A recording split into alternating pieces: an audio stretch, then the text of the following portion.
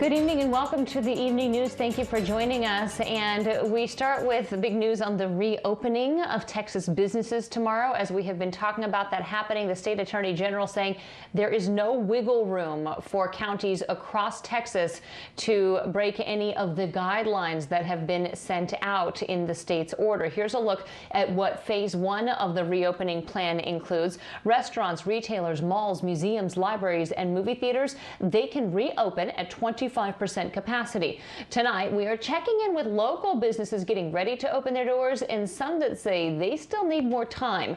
ABC13's Stephen Romo has more. Many businesses hard hit, but restaurants especially hard hit during this pandemic shutdown. Many of them ready to open tomorrow, even though it's only 25% capacity. Still others, like Azuma downtown, say they're going to stick to takeout only for the next little while. Times have been tough for most all restaurants during the COVID-19 shutdowns, including La Ficheria downtown. They and several other closed restaurants have been targeted by burglars. We are getting ready to open up for tomorrow. We have a lot of things going on, but we are aware of what we need to be doing. Owner Anas Musa says takeout orders have helped in the interim. He says the state rules of limiting occupancy to 25% is a small price to pay for the chance to reopen their dining room again on Friday. We are really excited to be able to open back up. Not all places are quite ready yet. Barnaby's downtown, right next door, says they'll stick to takeout only for now. Get prepared to eat the best burger you've ever had.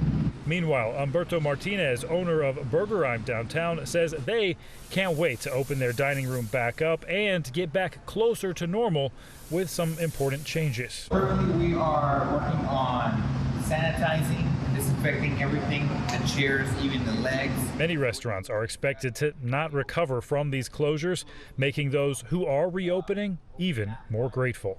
I said if we can get through this pandemic, this situation, this setback, we can get through anything. We are very thankful. Stephen Romo, ABC 13 Eyewitness News.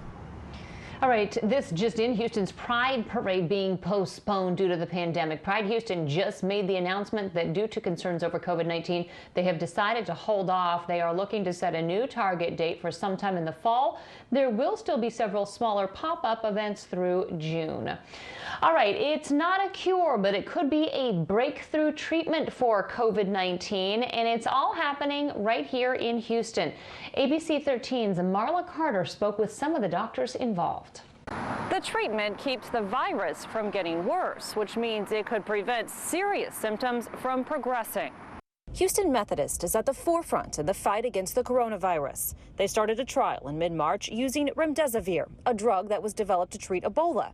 Now it's showing promise in stopping COVID-19 from getting worse. We feel that at the early phase of illness that it will have benefits in our patient by stopping the replication of the virus and preventing the ultimate cascade that leads to lung failure. Dr. Grimes says upwards of 50 patients have been part of the trial. Of that, more than 30 have gone home. We have seen successfully here at Houston Methodist that the patients do seem to be getting better. We haven't had any deaths on any of our patients that are in the trial. Remdesivir is given for up to 10 days in hospital patients. While it can keep the virus from getting worse, there's hope other treatments can be used in conjunction with it. In this case, here at Houston Methodist, we are also doing convalescent plasma infusions and those types of other treatments that we think will ultimately be looked at and hopefully considered together with remdesivir. We've obviously, as an infectious disease team, focusing on something that kills the bug. There's a lot of other people that are looking at other treatments as the part of the disease, anti-inflammatory medications. While it's early on, Dr. Grimes remains hopeful about what he's seen so far happening right here in Houston. We are, optimistic at this time that this is, potentially a good candidate for treatment of coronavirus. We've had good outcomes so far. Marla Carter, ABC 13 Eyewitness News. Well, such a sad story to get to now. A Harris County deputy drops by his daughter's apartment to check on her and finds her dead. Now the search is on to find whoever did this. ABC 13's Roxy Bustamante has the story. Police tell me the 34-year-old was dropped off here at her apartment on Tuesday. That's the last time anyone saw or heard from her. That's why her dad came to check on her this morning.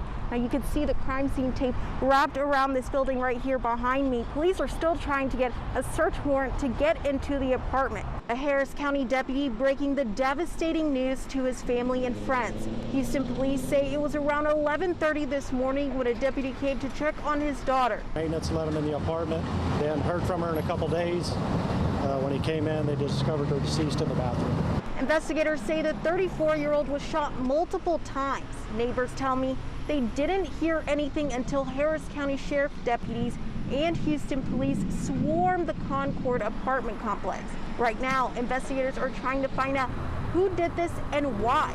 And they have not identified a suspect, but they are still trying to track down people who knew the victim. We have some people we need to talk to. We have an ex-boyfriend that may have been living here with her at the time, and we don't know where his whereabouts are right now. We don't know if he's been injured.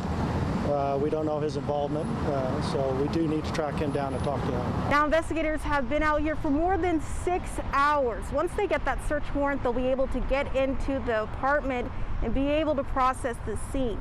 Of course, we'll keep you updated right here on air and online, ABC13.com.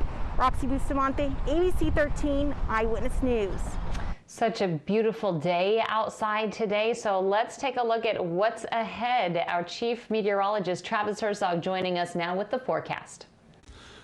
We've got some really nice weather in the forecast for the rest of this evening, but it's going to turn a bit hot and humid for the weekend ahead. And if anyone happens to be going out to the beach tomorrow, as we're expecting the Galveston beaches to open for the first time since the COVID lockdown, you can expect winds to be out of the south at 10 to 15 knots. The bays will be slightly choppy, Gulf waves at 2 to 3 feet, and that water temperature a little cool for my taste at just 75 degrees. And it will be a little cool in the morning, starting off in the mid to upper 50s inland and away from the water.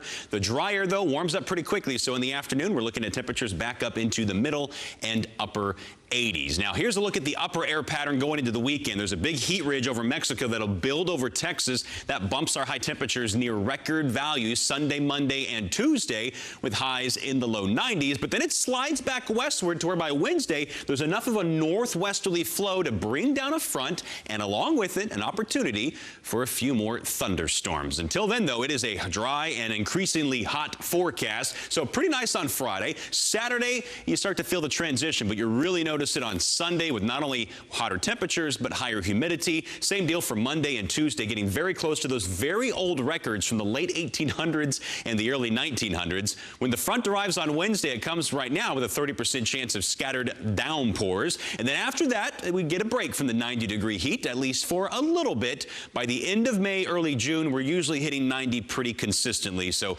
as we begin the month of May, a little preview of the summer heat to come. All right, that's going to do it for the evening news tonight. Our next newscast is coming up at 10 o'clock, and we certainly hope to see you there on ABC 13. Have a great evening.